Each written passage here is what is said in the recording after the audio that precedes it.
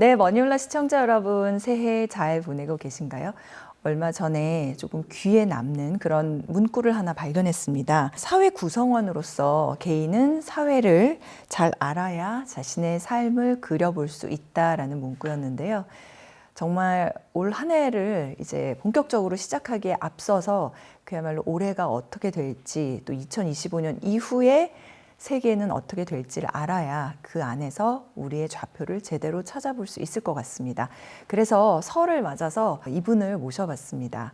여러분들께서는 아마 이분 하면은 떠오르는 단어가 인구가 아닐까 싶은데요. 서울대학교 보건대학원에서 교수를 맡고 계시면서 또 인구정책연구센터장을 이끌고 계신 분이시기도 합니다. 조영태 교수님과 만나보겠습니다. 교수님 안녕하세요. 네, 안녕하세요. 네, 이렇게 반갑습니다. 또 설에 시간을 내주셔서 정말 감사해요. 네, 네. 네, 저희가 본의 아니게 네. 의상이 그러게요. 비슷해요. 저는 이게 올해가 뭐 푸른 뱀, 청사해라 그래서 네. 그래도 새해 또 한 번의 시작, 음력 설이니까 뭔가 이렇게 푸른색으로 해봤는데 교수님도 생각을 하고 배려해 주셨나 봐요. 네, 그렇습니다. 감사합니다. 네, 제가 소개를 드렸는데 네. 교수님 그래도 머니올라 채널에는 처음이니까 네. 간단하게 뭐 인구학적 방식으로도 좋고 한번 저희 네. 시청자분들께 인사해 주세요. 네, 저는 서울대학교에서 인구학이라는 학문을 하고 있는 인구학자이고요. 아마 인구 그러면 굉장히 많은 분들은 저출산 고령화 때문에 인구를 많이 알고 계실 거예요. 그런데 인구를 학문으로도 하는구나라는 거에 대해서는 좀 생소하실 분들도 계실 텐데, 저희가 하는 일은, 제가 하는 연구는 저희하고 이제 우리 센터의 구성원들하고는 사람들이 태어나고 이동하고 사망하는 일련의 과정들을 다 공부합니다. 그럼 이제 모든 사람들은 다 태어났고, 그렇죠. 모든 사람들 다 사망할 거고, 네. 거의 모든 사람들은 한두 번씩은 이동이라는 거를 하거든요. 네. 거주지의 이동을. 그래서 그러면 사람 살아가는 걸 다 공부하는 거 아니에요? 라고 말씀하시는데 정말 그렇습니다. 예, 근데 이 과정에서 태어나는 사람이 많고 사망하는 사람이 적거나 이동하는 사람이 적으면 인구는 늘어나게 되어 있고, 또 태어나는 사람이 줄어드는데 사람들이 사망을 늦게 하면 인구는 고령자가 많아지게 그렇죠. 되고, 그러면 이제 젊은 사람들이 없어질 테니까 갑자기 이동으로 외국인들이 많이 오거나 혹은 우리나라의 청년들이 해외로 많이 가면 우리나라의 인구 구조에 영향을 주게 되잖아요.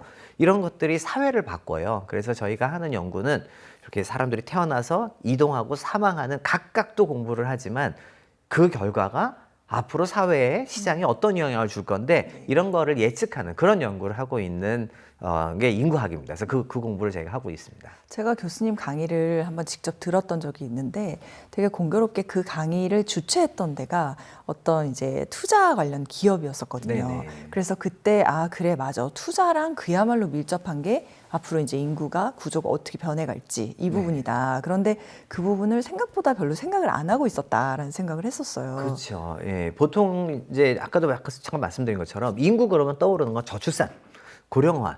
이거는 정책의 영역이고 공공의 영역이야. 그래서 출산율을 높이기 위해서 우리는 뭘 해야 돼? 과거에는 출산율이 높았을 때는 어떻게 하면 둘만 낳아 잘 기르나 하나만 낳아 잘 기르나 이런 것만 생각을 했는데, 사실 모든 분들이 느끼실 거예요. 사람이 많을 때의 시장과 사람이 적을 때의 시장. 근데 이 사람들이 숫자만 있는 게 아니라 어떤 사람으로 구성되나. 그래서 사람이 많은데 청년들이 많은 곳과 네. 사람은 많은데 노인만 많은 곳과 시장은 완전히 다를 거 아니에요. 뿐만 아니라 사람은 많은데 사람은 혼자 사는 사람들도 있지만 가족을 형성을 해서 가구를 형성을 하는데, 가구라는 거는 이제 한 집에 같이 사는 사람들이고 일반적으로 그게 이제 가족이잖아요. 그런데 시장에서 물건을 사고 파는 단위가 인구 한 사람 한 사람도 있지만 사실은 가구가 물건을 사고 파는 단위가 되거든요. 예를 들면 부동산이 아주 대표적인 거죠. 네네. 부동산은 우리 가족이 함께 사는 옮겨 곳이니까. 타니까. 예. 그래서 어떤 지역은 인구는 똑같은데 가구가 쪼개져서 많은 데가 있고, 어떤 데는 인구는 이런데 한 가구 안에 많은 사람이 몰려 살아서 가구의 숫자는 적은 데가 있고. 그런 데는 큰 집이 잘 나가겠네요. 그렇죠. 그런 곳은 그러니까 한마디로 시장의 구성이 완전 다른 다르네요. 거거든요. 그래서 보통 일반 분들이 생각하실 때 인구 그러면 이거는 그냥 공공의 영역이구나 하는데 사실은 인구는 시장의 영역이고, 네. 인구를 통해서 아까 말씀해 주신 것처럼 이렇게 뭐 투자뿐만 아니라 사실은 내 미래, 아니면 난 우리 집에 아이가 있으면 우리 아이의 미래는 어떻게 그 디자인이 되어야 될까, 이런 것도 역시 마찬가지로 인구를 기반으로 해서 생각을 하시면 그냥 막연하게 내가 과거에 살아왔던 방식대로 살면은 우리 아이도 잘 살 거야? 전혀 그렇지 않을 거거든요. 그래서 그거를 디자인하거나 계획할 때 굉장히 도움이 많이 되는 게 인구입니다. 말씀 나온 김에 그 가장 많은 사람들이 요즘 이런 얘기 많이 하거든요. 내 아이는 뭘 시켜야 될지 모르겠다. 그렇죠. 시대가 너무 달라져서 네. 대부분 이제 첫 번째로 떠올릴 수 있는 건 뭐 로봇, AI 이런 것 때문에 예전에 각광받았던 스킬들이 지금 이제 더 이상 각광받지 않고 오히려 막 무용지물이 되는 경우도 사실 많으니까 그렇죠. 그런 경우에는 이제 그 관점으로는 아이의 미래를 설계해주기 힘든 거고 네. 그런데 교수님이 보시는 관점 거기다 또 더해서 어떤 인구로 인한 시장 변화의 관점까지 보고 계시니까 그렇죠. 그때 제가 교수님 뵀다고 했었을 때 교수님께서 되게 기억에 남게 말씀하셨던 게 한때 자녀분께 농업을 시킬까 생각하신 적이 있다라고 네. 그래서 참 인상적이었거든요. 사실 그게 농업은 아니었고 농산업을 이야기를 한 거였고요. 농산업. 그러니까 이렇습니다. 제가 생각할 때 이거는 직업도 마찬가지고 아니면 뭔가를 선택을 해야 될 때 기준이 좀 있어야 되잖아요. 이건 기업에서 투자하는 것도 마찬가지고요. 네. 그다음에 그냥 뭐 우리 머니올라의 많은 구독자분들은 아무래도 투자에 관심이 많으셔서 내가 개인 투자를 어떤 기업에 해야 되나 어떤 나라에 해야 되나 이런 것도 생각을 하실 때 기준들이 좀 있어야 됩니다. 근데 그 기준이라는 게 인과학적으로 보면 가장 필요한 거는 일단 희소해야 될 것 같아요. 희소성. 예, 희소성. 그러니까 많은 사람들이 하면 그만큼 나의 가치가 그래 높을 수가 없잖아요. 그렇죠, 경쟁은 그러니까 나만 할 치열하고. 줄 아는 그게 있어야 되는 거고 그 희소성이고 두 번째는 이 희소성을 높일 수 있는 방법은 전문성이 있어야 됩니다. 예, 이 전문성이 없으면은 예를 들면 이거죠. 탕후루가 잘 돼. 네. 탕후루는 누구나 만들 수 있어요. 그러면 이 전문성이라는 건 없는 그렇죠. 거거든요. 그래서 처음에는 희소한 줄 알았더니 옆에서 우후죽순 다 막 옆집도 탕후루 합니다. 그래서 탕후루가 끝나 버리는 거죠. 소위 말하는 진입 장벽이 낮아서. 그렇죠. 그래서 진입장벽을 높일 수 있는 방법은 전문성이 있어야 됩니다. 근데 전문성도 더 키우고 희소성도 더 키울 수 있는 가장 좋은 또 방법은 뭐냐 하면은 다른 사람들 혹은 다른 산업과 융합이 되면 더 좋아요. 그러니까 이거는 나만 할 줄 알아. 그러면은 사실 그 시장이 막 확산되기가 어렵죠. 근데 다른 산업이랑 다른 전문 지식과 연결을 하면은 한마디로 내가 만든 가치가 이만큼이면 이거를 부가가치로 확 키울 수가 있는 가능성이 생기거든요. 그래서 융합 가능성이라는 게 굉장히 중요하고 네. 그리고 이제 마지막으로 가장 중요한 거 시장이 사이즈가 변하지 않으면 안 돼요. 시장은 언제나 커져야 되거든요. 그래서 그렇죠. 확장성. 확장성. 그래서 희소성, 전문성, 융합 가능성, 가능성, 그다음에 확장성. 여기에다가 한 가지 더 추가를 한다면 네. 사회적인 공헌을 하면 더 좋죠. 기업. 예, 그래서 사회적 기업 이것까지 이 5가지의 기준으로 저는 이제 굉장히 많은 것들을 봐요. 그래서 우리 뭐 아이들의 후배 세대도 그렇고 특히 학교에서 저는 아이들을 가르치니까 학생들의 미래를 설계해 줄 때도 그렇고 저희 집 아이들의 미래를 생각할 때도 요 5가지 기준을 가지고 보거든요. 근데 그 관점에서 보면은 농산업의 가능성이 굉장히 높더라고요. 그러니까 다른 거에 비해서 상대적으로 높은 게 아니라 과거에 비해서 농산업의 가능성이 더 높아지고 있다라고 저한테는 그게 느껴졌어요. 그 이유가 뭐였냐면은 일단은 희소성이 지금 우리나라의 농산업은 다들 아시다시피 농촌에 가보면 이제 고령자밖에 안 남아 있잖아요. 근데 농업은 우리는 계속 먹어야 되기 때문에 농산업이라는 게 없어질 수는 없거든요. 근데 고령자밖에 안 남았어? 그러면은 젊은 사람이 들어가면 이건 희소할 수밖에 없습니다. 네. 그리고 지금까지의 농업은 과거 했던 방식대로도 했지만 물론 이게 이제 뭐 과학기술력이 접목은 되었지만 아무래도 그 인구 집단이 연령대가 있으시니까 새로운 과학기술이 접목되기가 좀 크지 않았는데 네, 그분들이 기술을 좀 어려워할 거니까. 그렇죠. 그런데 이제 젊은 사람이 들어가게 들어와서 되면은 과학기술에 과학기술력을 대한- 갖다고 하면은 그러니까 이제는 그렇게 많은 사람이 농사를 지을 필요도 없는 건 이미 누구나 다 알게 되었고 한 사람이 생산할 수 있는 건 굉장히 늘어났고 그럼 희소하고 전문성이 접목될 수 있는데 거기에 융합 가능성이란 건 엄청 커졌잖아요. 지금 뭐 스마트팜도 있고 농업을 그 6차 산업이라고도 얘기를 하듯이 농업처럼 정말 다른 산업과 연결해 가지고 할 수 있는 게 농산업처럼 다른 산업과 연결해 가지고 뭔가 새로운 걸 만들어낼 수 있는 것도 사실은 많지 않습니다. 그래서 저는 그런 측면에서도 좋았고 확장성은 먹거리는 우리나라 먹는 게 아니라 전 세계가 다 먹고 그렇죠. 과거에야 우리가 뭐 중국산이에요, 뭐 어디산이에요 이렇게 수입을 하지만 사실 우리나라 것도 굉장히 많이 나가고 있거든요. 그러니까 우리는 raw material을 가지고 와서 여기서 가공을 해가지고 제조업도 그렇잖아요. 보내듯이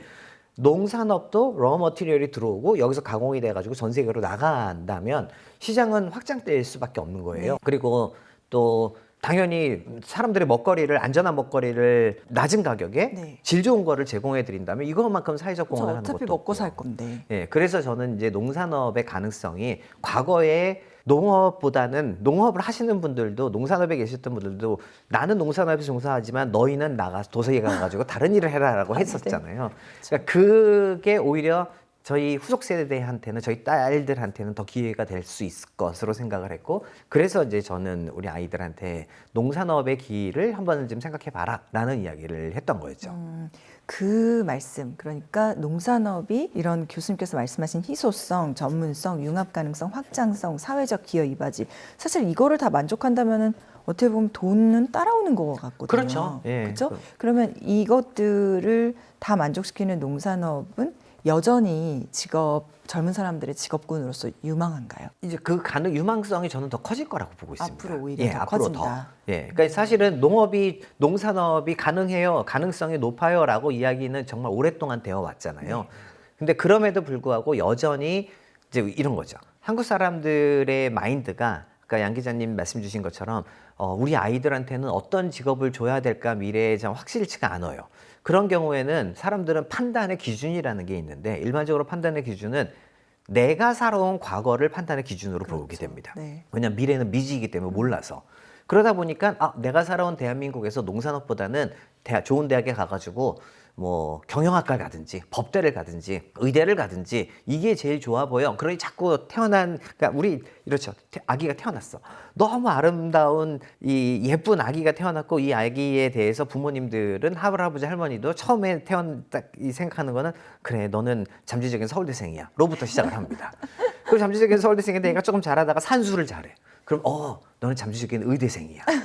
산수를 조금 못해. 그럼 너는 잠재적인 법조인이야.로 시작을 해서 이제 가잖아요. 그 안에 농산업은 사실은 있지는 않았었어요. 왜냐하면은 그게 과거에 부모들이 살아왔던 길에서 보면 좀 틀린 답이 아니거든요. 네, 여러모로. 그렇죠. 여러모로. 안정적이고. 앞으로도 그 뭐 틀리지, 그러니까 그 제가 말씀드렸던 희소성이나 혹은 융합 가능성 혹은 확장성의 가능성에서 생각을 해본다면 좀 다른 미래가 펼쳐질 가능성도 있고, 근데 오히려 그 가능성에서 생각을 해볼 때 이 커질 곳이 농산업이어서 그래서 지금까지의 그러니까 사실 이게 농만이 아니라 모든 산업을 바라볼 때 그런 기준으로 보시면 내가 그동안 경험했던 나의 레퍼런스의 이 과거와 네.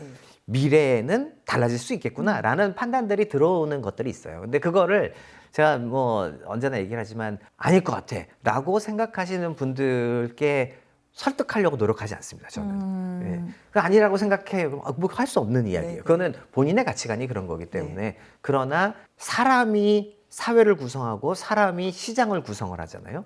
그러면 이 사람을 공부하는 게 인구학이고 인구학의 눈으로 볼 때 뭐가 희소하고 뭐가 전문성이 있고 뭐가 융합 가능하고 뭐가 확장 가능한지 그리고 뭐가 사회적 기여를 할 건지라는 게 조금 보이기 시작을 하는데 그거를 나는 듣기 싫어요. 그러면 뭐 저는 그래서 절대 설득하지 않습니다. 오늘 그 지혜를 그 인사이트를 조금 들어봤으면 좋겠어요. 교수님 네. 통해서. 네. 근데 저는 이 얘기 들으면서 너무 재밌었던 게요. 교수님 희소성 딱 말씀하시고 전문성 말씀하시는데 그리고 이제는 융합 가능성까지도 확장성 기여 이바지 다 맞는 것 같은데 이거 교수님 얘기인 것 같은데요.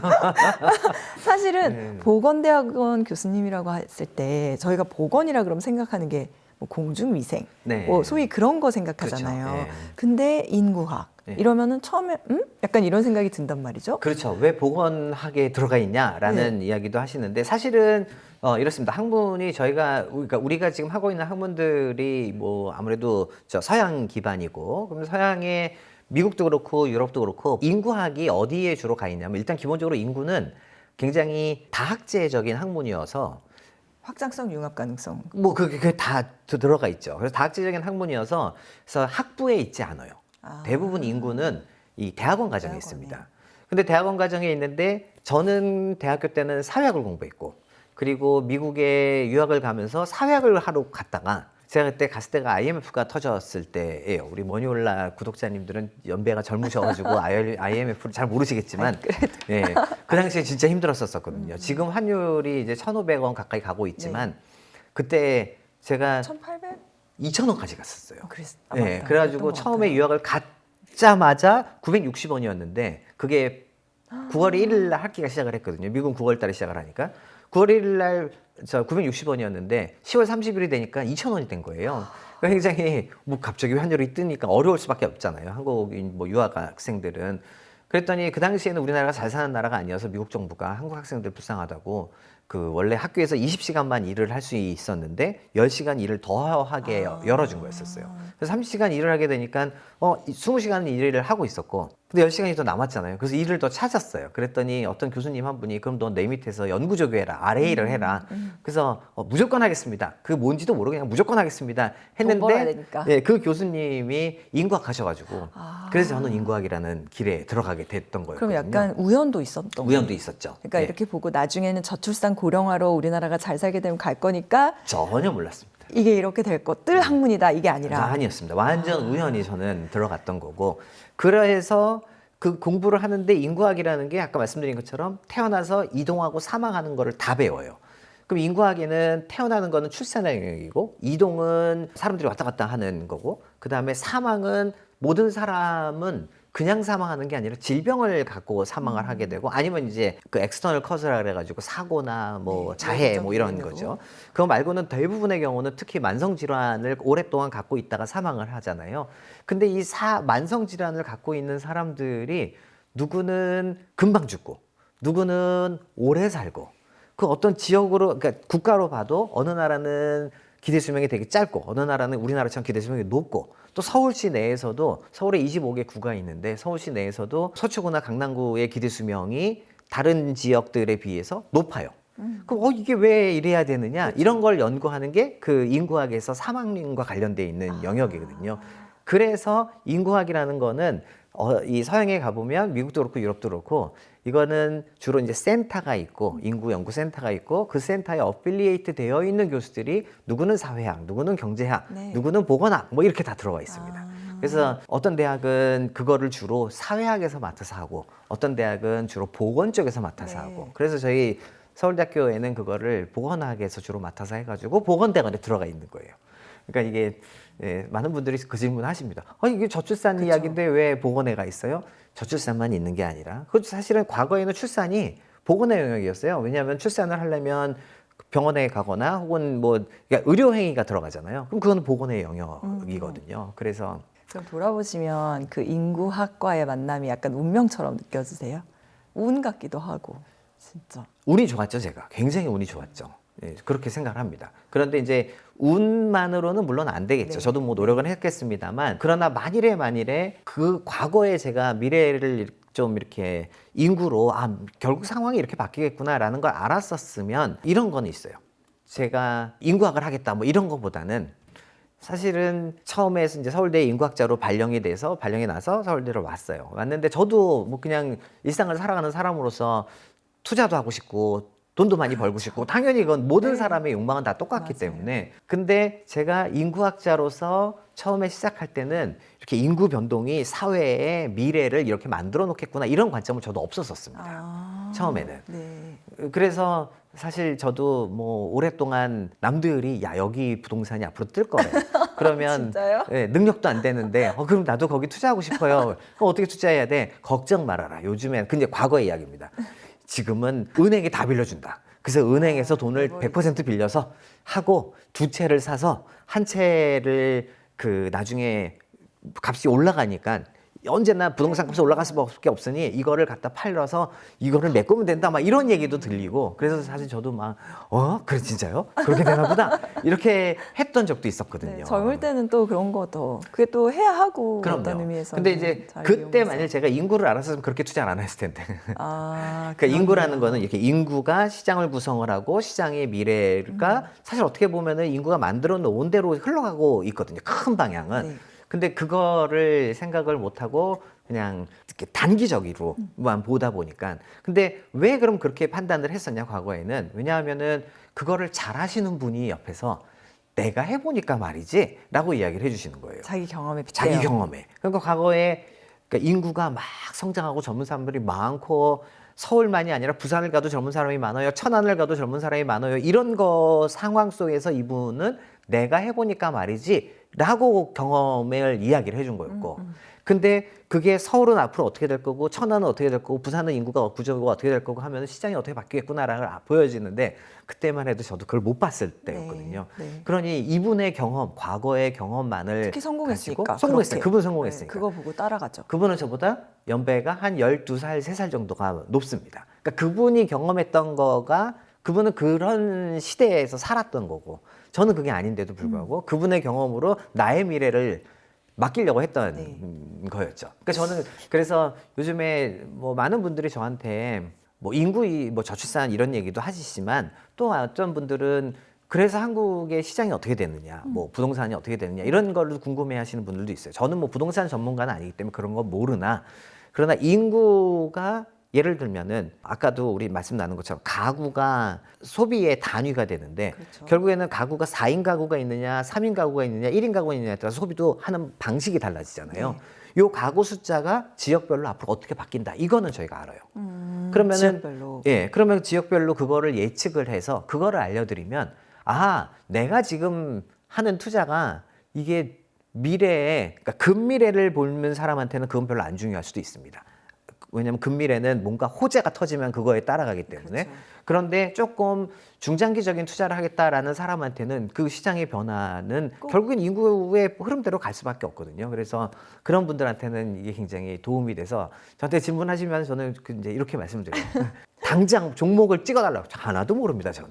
네, 그러나 한국 사회가 이런 방향으로 흘러간다면 이런 기업이 어떤 변화를 그러니까 지금 인구를 가지고 생각했을 때 아까도 말씀드렸던 전문성이 있는지 희소성이 있는지 융합을 하는지 확장을 하는지의 관점에서 이 기업이 좋을지 나쁠지를 판단하라서 이런 식으로 얘기를 하죠. 이런 질문도 드려볼게요. 물론 이제 기업, 뭐 부동산 시장 얘기 당연히 조금 더 다뤄볼 거고요. 교수님께 여쭤볼 거고 교수님께서 어떤 그 인구에 대한 지금 얘기를 들려주셨는데 인구로 인한 그 사회 변화의 속도가 저는 갈수록 가속화되고 있다고 느껴지거든요. 맞아요. 이게 막 네. 절벽처럼 인구 절벽이라는 말을 쓰잖아요. 네네. 그게 이렇게 서서히 변화가 오는 게 아니라 어떤 순간 갑자기 훅 이렇게 돼서 이게 진짜 이렇네? 그럼 이제 그때는 예상했던 것보다 더 그 변화를 체감하는 게 더 클 것 같아요. 제가 느끼기에. 그러니까 이렇습니다. 사실 인구 절벽이라는 표현이 인구가 갑자기 5천만 인구가 2천만이 되는 건 아닙니다. 근데 물론 그거를 우리가 타임 윈도우를 몇 년으로 보느냐인데 저희 예상으로는 현재 5천만이잖아요. 인구 전체 크기는. 근데 그게 2100년이 되면 저희 센터의 예상으로는 2천만이 채 안 될 수도 있어요. 2100년에 2천만이 채 안 돼요. 네. 그러니까 앞으로 75년 남은 건데 75년 동안에 3천만이 사라진다고 생각을 해보면 이거는 절벽이라고 느껴질 수도 있죠. 근데 아주 많은 분들은 2100년까지 안 살 거나 그때가 되면 노인이 되니까 사실 나한테는 2100년에 2천만이 되는 거 75년 후. 네, 큰일이구나 라고 생각이 들지 그게 나랑 무슨 뭐 이런 생각들을 많이 하실 거예요. 그래서 나한테는 사실 더 중요한 거는 그보다 더 근미래 5년 뒤 10년 뒤 그러면 그 정도의 윈도우는 내 인생에 영향을 많이 줄 것 같잖아요. 그러면 5년 뒤와 10년 뒤에 우리나라가 그렇게 절벽으로 느껴질 만큼 오느냐? 안 옵니다. 아, 그때는. 예. 그러니까 75년을 생각하면은 그게 굉장히 클지 모르지만 5년이나 10년으로 생각하면은 그렇게까지 안 느껴질 수 있어요. 근데 그거는 인구 전체의 크기를 이야기하는 거고 네. 각 연령 집단별로 사회적으로 하는 활동들이 다르지 않습니까? 예를 들면 노동시장에 들어오는 사람들은 한 25세에서 34세. 잖아요. 이 노동시장에 들어오는 사람들은 앞으로 10년 동안 2026년, 그러니까 내년부터 시작해서 10년 동안 지금 현재 한 650만 명이 있는데 이게 한 170만 명이 빠질 거예요. 그러니까 9년 동안 빠집니다. 9년 동안. 그러면 2035년이 되면 오늘의 이 노동시장의 느낌과 신규 노동시장이죠. 9년 뒤에 노동시장의 느낌은 완전 달라질 수밖에 그렇죠. 없어요. 그렇죠. 그러니까 그런 경우는 이게 절벽이구나라고 느낌도 올 거예요. 그런데 중요한 건 이게 있습니다. 아까 말씀 주신 것처럼 이걸 사람들이 잘 못 느끼잖아요. 아, 이게 절벽이 오나 하다가 갑자기 한순간에 훅 느낀다 그랬잖아요. 그거는 인구를 활용을 안 했기 때문입니다. 인구를요? 예, 인구를 인구학을? 활용을 한다면 활용입니다. 활용. 네. 그러니까 우리가 유틸라이징을 해야 되는데 네. 인구를 활용을 하고 인구를 내가 미래를 보거나 내 투자에서 인구를 조금이라도 인구학적 관점을 가만히 집어넣었으면 네. 이렇게 되는구나라는 건 이미 알 수밖에 알고 없어요. 있었어야 돼. 근데 이제 그거를 감안하지 않고 과거의 경험이 지속될 거야라고 생각을 하면은 그러면 훅 꺼지는 느낌을 받으실 거고 네. 누군가는 이미 인구 변동은 정해져 있기 때문에 정해진 그 미래는 네, 정해진 미래가 이렇게 가는구나 하고 준비를 한 사람은 그럼 훅 꺼진다는 생각이 안 들 거예요. 그래서 이거를 절벽으로 느끼냐 아니면 올 것이 왔다. 내가 예상한 대로 흘러가는구나 네. 라고 하는 거는 이 인구를 활용을 했느냐 안 했느냐에 따라 달라질 수 있습니다. 그럼 지금부터는 최소한 올해는 인구를 활용하는 습관을 좀 들여야겠네요. 저는 그랬으면 좋겠다고 생각을 합니다. 그게 아까도 말씀드린 것처럼 기업도 마찬가지고 그 다음에 내 자신의 미래도 그렇고 진짜 중요한 건 혹시 자녀가 있으시다면 우리 자녀들의 미래를 보실 때도 내 과거의 경험 못지않게 중요한 것이 사실은 인구고 인구는 정해져 있는 대로 흘러가서 그래서 그거를 좀 활용을 하시면 판단의 기준으로 쓰실 수가 있어요. 예. 그래서 최근에 교수님께서 책을 내셨는데 네. 생각보다 책이 이렇게 어렵지 않고 가벼운 느낌으로 읽어볼 수 있게끔 뭔가 이거는 어떤 배려가 있었다는 느낌이 드는데요. 네, 그 제가 이거는 내 미래를 어떻게 바꾸는가 지금까지 맞아요. 말씀해 주신 거예요. 예, 그리고 그 밑에 부제가 보면은 내가 디자인하는 디자인하는? 삶과 세상이거든요. 네. 그러니까 나의 미래를 왜 엄마 아빠가 살아왔던 세상으로 나의 미래를 디자인하려고 그러지? 라고 질문을 해야 되는 거예요. 청년의 입장에서 혹은 청소년의 입장에서는. 기업의 입장에서도 저는 마찬가지라고 생각하는데 지금까지 우리 회사가 성장해 왔던 방식들이 있는데 그거는 대한민국의 인구가 막 성장할 때 젊은 사람들이 막 늘어날 때 이렇게 성장을 했다면 이제는 젊은 사람들이 줄어들기 시작을 하잖아요. 그러면 성장 공식이 바뀌어야 되는데 어떻게 바꿔야 되지? 이럴 때 활용할 수 있는 게 인구인 거예요. 그래서 제가 이 책은 사실 꼭 읽어봐 주셨으면 하는 주요 대상은 사실은 청소년입니다. 청소년이요. 청소년과 이제 사회 초년생, 그러니까 이제 청년들이고요. 그리고 학부형. 왜냐하면 학부모님들이 아까도 말씀드린 것처럼 자꾸 이 나의 과거로 우리 아이의 미래를 자꾸 보려는데 그 미래는 그렇게 될 게 아니라서 그래서 굉장히 쉽게 일부러 썼고 아주 컴팩트하잖아요. 네, 맞아요. 네, 그렇게 했었습니다. 근데 저는 또 인상적이라고 느낀 게 보통은 우리가 인구 감소를 얘기하면은 두려움을 많이 느끼는데 교수님은 여기에서 기회, 가능성 이렇게 이제 열어두셨더라고요. 전 네네. 그 방향성이 참 좋았거든요. 네네. 그러면은 우리가 보통은 근데 인구 문제 약간 해결 불가능하지 않아? 이거는 뭐 트렌드고 저출산 고령화 뭐 어떻게 우리 힘으로 할 수 있는 게 없는데? 그렇죠. 라고 체념하기 마련인데 교수님은 그 시각으로 바라보고 있지 않으신 것 같아서요. 그 시점이 있었습니다. 그러니까 무슨 말씀이냐면은 인구 정책도 어느 시점에서는 강조돼야 하는 정책이 있고 어느 시점이 지나면은 이거는 또 다른 게 강조가 되어야지. 예를 들어서 우리나라가 저출산이 시작된 게 2002년부터라고 이야기를 하거든요. 2002년부터 지금까지 23년을 왔습니다. 근데 저출산 고령사회 기본계획이라는 게 만들어진 거는 2006년부터 시작을 했어요. 그게 인구 관련된 법이에요. 제일 최상위법인데 이름도 저출산 고령사회 기본법입니다. 그러면은 그 당시에 이게 법이 만들어졌을 때는 인구를 바라본 관점이 공공 영역에서 인구를 바라본 관점이 저출산과 고령화밖에 없었던 거예요. 그 당시에. 근데 이게 시간이 쭉 지나면서 그때서부터 이야기했던 게 일과 가정의 균형이 어려워요. 한국 사회는. 네. 그래서 양육 지원을 더 해야 돼요. 보육 지원을 더 해야 돼요. 그다음에 주로 여성들이 가정도 꾸려야 되고 일도 해야 되니까 이거를 남성들도 같이 해줘야 돼요. 이 이야기를 그때서부터 해서 지금까지 쫙 이루어지고 있습니다. 근데 지금 한 20년이 넘는 시간은 굉장히 긴 시간인데 그 시간 동안에 사회는 계속 바뀌고 있거든요. 네.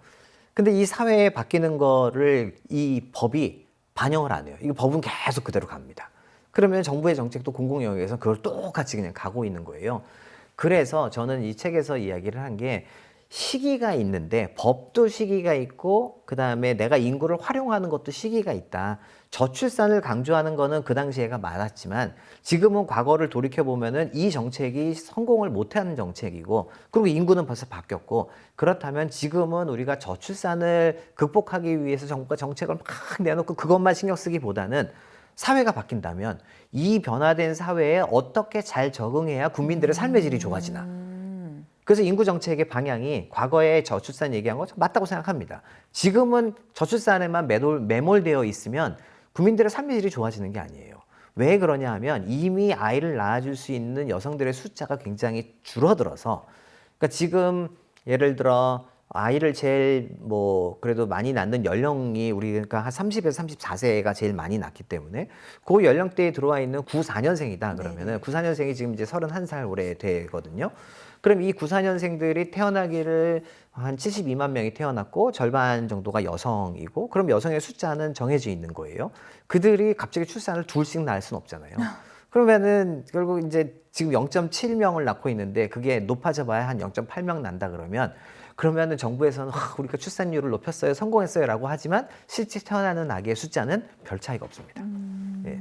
그러니 이거는 정해져 있는 거니 저는 이 출산율을 높이는 게 중요하지 않다는 게 아니라 그거보다 지금의 시점에서는 국민들의 삶의 질을 좋게 할 수 있는 방법은 그래서 사회가 어떻게 바뀔 건데 나는 어떻게 적응해서 가야 되는데 근데 내 미래는 적응만이 아니라 나는 기획을 해서 새로운 걸 만들어야 되잖아요. 새로운 걸 만들려면 미래 사회가 어떻게 펼쳐진 건지를 얘기를 해줘야 되고 그래서 시기별로 대응 방식이 다르다. 입니다. 관점도 달라졌네요. 네, 그렇죠. 네. 그러니까 과거에는 그게 문제니까 개를 고쳐야지라고 했는데 네. 약간 밑빠진 독에 물 붓기 같은 거일 수도 있고. 그게 결론적으로 그렇게 되었던 거죠. 근데 그거를 왜 계속하느냐입니다. 그래서 저는 이런 표현을 하는데 우리가 1차 방정식이 있어요. y는 a 플러스 bx 1차 방정식이 있는데 지금까지는 인구를 y에다 놓고 x를 바꿔서 y를 바꾸려고 했습니다. 그러니까 출산율이 낮아? 출산율을 높여야 돼. 그러면 뭐 젠더가 더 평등해져야 돼. 아니면 뭐 부동산 값이 뭐 떨어져야 돼. 이런 얘기를 했는데 근데 변화가 지금 Y가 안 바뀌고 있잖아요. 그러면은 한번 바꿔보자예요. Y는 사실은 이미 정해져 있잖아요. 네네. 근미래의 Y는 바꿀 수 있는 게 아니면서 그래서 정해진 미래니 Y에 있던 인구를 X에 집어넣고 그 다음에 Y를 다른 것들 부동산으로 놓고 노동시장으로 놓고 그 다음에 삶의 질 같은 것도 네, 있어요. 여러 가지들을 Y를 다 놓으면 X가 X인 줄 알았더니 X가 사실은 상수로 바뀔 수가 있습니다. 왜냐면 이건 정해져 있으니까. 네. 그러면은 그거에 맞춰서 우리가 Y를 바꿔줘야지. 자꾸 인구를 바꾸려고 하다 보니까 지금까지 그냥 계속되는 거고 사람들도 인구 그러면 자꾸 젖산 고령화밖에 생각이 안 나는 거예요. 그리고 오히려 체념하게 되고. 찬염하게 되고 네. 아니면 굉장히 비관적으로 보고 사실 그래서 저는 방송사에도 조금 약간 하시고 불만이 싶으신 있습니다. 말씀 있어요? 있습니다. 하시죠. 예. 요즘에 이거 워낙 저출산이 뭐 심각하다 보니 이해는 되는데 자꾸 방송사에서 혹은 언론에서 이야기하는 인구 이야기는 전부 다 절망적인 거. 좀 그런 면이 없지 예. 않죠. 왜냐면 문제를 지적해야 되니까. 그렇죠. 뭐 그래서 생각하고. 절망적인 모습을 보여주고 우리나라랑 다른 나라랑 비교를 해요. 예를 들어 스웨덴이랑 비교를 많이 제 해요. 준비한 질문에도 그런 게 있어요. 그렇군요. 예. 그래서 안 여쭤봐야 근데 돼. 스웨덴과 한국, 스웨덴이 뭐 복지국가고 스웨덴은 출산을 많이 해요. 그렇기 때문에 스웨덴은 좋은데 우리나라는 나빠요. 이런 식으로 부각을 해서 방송을 하거든요. 근데 사실 생각을 해보면 두 나라는 사회적인 맥락이 완전 다른 나라들입니다. 우리 예를 들어 스웨덴의 인구 피라미드가 어떻게 생겼는지 혹시 몰라요. 모르시죠? 몰라요. 네. 스웨덴의 인구 피라미드는 통짜로 생겼습니다. 아, 그럼 통짜로 생겼다는 이야기는 국민연금 제도다. 우리가 연금 제도, 뭐 국민 건강보험 제도 이런 것들을 스웨덴으로부터 복지제도라고 가져온 거잖아요. 제도를 이제 빌려옵니다. 우리나라에도 잘 작동할 거라고 생각을 하죠. 근데 인구가 통으로 생긴 나라에서는 요 밑에 일하는 사람이 위로 올라가서 나는 이제 서포트를 받아야 돼요. 근데 밑에서부터 올라오는 청년이 이제 되는 후속 세대가 인구가 비슷해. 네. 그럼 똑같이 문제 내고 없죠. 똑같이 받으면 돼요. 또 우리는 이렇게 생겼다가 다이아몬드 했다가 이렇게 가잖아요. 그러면 밑에서 중간에 다이아몬드 때 내는 사람이 많을 때 위에 있는 분들은 너무 좋은 거고 이렇게 될 때 밑에 있는 사람은 죽어나가는 거예요. 지금 그게 정해진 미래잖아요. 그게 정해진 저희한테. 미래잖아요. 우리한테. 그러니까 그게 뭐냐면은 완전 다른 나라하고 다른 사회의 맥락을 같은 제도를 가지고 적용을 해서 우리나라는 안 되고 거기는 되는 거거든요. 그 우리나라가 나쁜 나라냐? 아니에요. 그거를 자꾸 비교를 해가지고 스웨덴은 좋은 나라, 우리나라는 나쁜 나라처럼 언론에서 계속 얘기가 나오거든요. 그래서 저는 그런 방식의 인구 이야기는 이제는 지양되어야 한다. 아, 남과 비교는 그러니까 남과 비교뿐만 아니라 맥락을 이야기를 안 하고 자꾸 제도만 가지고 이야기를 아, 하는. 네. 근데 그 제도가 다른 사회인데 똑같은 제도가 같은 효과를 낼 거라고 생각하는 것 자체가 잘못된 건데 그렇게 생각은 안 하고 왜 이쪽은 제도가 좋으니까 되고 우리는 제도가 나쁘니까 안 돼요. 이런 식으로 얘기를 하거든요. 그러면 우리나라에 관련해서는 이 문제를 바라보거나 뭐 해결까지는 아니더라도 하는 데 있어서 어떤 대한민국의 인구 문제를 해결한다는 표현 좀 그렇고 지혜로운 방향으로 어쨌든 삶을 더 낫게 하는 방향으로 어떤 충격이 없는 방향으로 나아가게 하려면 아까 방송국에 이제 좀 그런 제언이 필요하다 하셨으니까 국민들은 어떤 사고방식을 갖는 게 제일 그러니까 저는 아까도 말씀드린 것처럼 인구는 두려움이나 막연함의 대상이 아니에요. 인구는 막연한 게 아니고 두려움의 대상이 아니에요. 방송에서 언론에서 우리나라 저출산 난리 났다 큰일 났다 자꾸 이야기를 하면 오히려 사람들로 하여금 체념을 하게 되거나 아, 이 나라를 떠나야 되는구나 라고 판단을 하게 되는 없다. 거예요. 뭐 이렇게 미래가 생각하죠. 없다라고 판단을 하게 되잖아요. 그거보다는 오히려 아까도 말씀드렸던 것처럼 그러니까 인구를 X에다 놓기 시작을 해서 Y를 바꿔줘야 돼요. 그러니까 내가 하는 선택이 과연 이 미래의 인구, 그것이 만들어낼 미래 사회, 미래 시장에서 잘 작동을 할까? 이런 관점을 심어줄 필요가 있거든요. 그러니까 인구는 계속 말씀드리지만 활용의 대상이지 두려움의 대상이 아니다. 그냥 인정하고 예. 이제 그걸 기정사실로 받아들이고 그렇죠. 전제로 뭔가를 모색한다. 그렇죠. 그러니까 국가의 제도도 저는 마찬가지라고 생각합니다. 이제는 인구 정책이 나아가야 할 방향은 인구를 가지고 우리의 미래를 기획을 해야지 자꾸 인구를 바꾸려고 노력을 하면 말아야 된다라고 봅니다. 그러니까 지금이 그 시점에 온 거예요. 우리는. 이제. 예. 그래서 인구 정책이 과거에는 출산율을 높이려고 했던 거 뭐 맞다고 생각합니다. 근데 그게 지금 이제 효과를 못 냈어요. 그 과거를 돌아보니까 지금 계속 그거에 매몰되는 게 아니라 이제는 인구를 활용해서 새로운 사회에 새로운 제도를 만들어내줘야죠. 그러니까 개인도 마찬가지예요. 그래서 저는 방송사에서 이런 관점, 아, 인구는 활용의 대상이고 인구가 내가 내 미래를 어떤 선택을 해야 되나 이런 판단을 할 때 판단의 준거로 활용할 수 있는 대상으로 계속 부각을 시켜줬으면 좋겠어요. 그래서 사실 인구가 왜, 그리고 또 하나 중요한 걸 얘기했습니다. 인구를 자꾸 그래서 두려움의 대상이나 혹은 인구는 체념의 대상이 되게 만들어내면 그 메시지는 누구한테 하는 소리냐, 언론이. 정부에다가 이야기를 하는 걸 거잖아요. 국민들한테 하는 얘기는 그렇죠. 아닐 거고. 그럼 정부는 지금 20몇 년 동안 해왔는데 못한 거를 갑자기 그 얘기 들으면서 그래, 신규일전 잘하자. 못합니다, 정부도.